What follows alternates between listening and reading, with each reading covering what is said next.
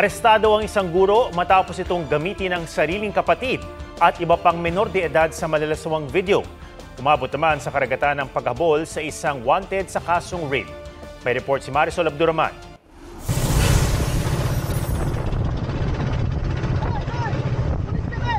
Kinailangang pumalaot ng mga nakasibilyang pulis para bingwitin ang suspect na wanted sa kasong statutory rape.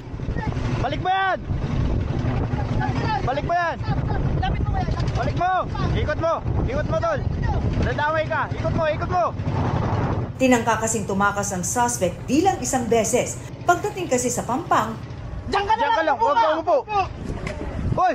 Hoy! Radyo! tumakbo ang suspect. Pero ang iba pang mga operatiba nakaabang na. Napa!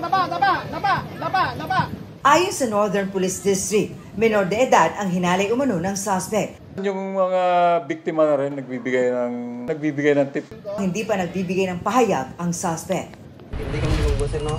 Sa Banga, South Cotabato, Ikaw, sir, ginadakop namon sa sala nga dalong sang RE 11930. nasa kote isang guro matapos gamitin ang mga menor de edad sa malalaswang livestream videos online. Sinagip rin ang 10 taong gulang na bata na kapatid ng suspect. Ayon sa examination ng kanyang mga device, meron doong sexual activity involving him with the victims. Mga banyaga raw ang karamihang parokyano ng mga malalaswang video. Ayon pa sa otoridad, alam rin ng mga kapitbahay ang 3 taon ng gawain ng suspect. Patuloy ang imbestigasyon para matukoy ang iba pang nabiktima at para mabigyan sila ng psychosocial intervention. Wala pang pahayag ang suspect. Ang parusa nito ay panghabang buhay na pagkakakulong at maaaring piyansa na 500,000. Marisol Abduraman, nagbabalita para sa GMA Integrated News.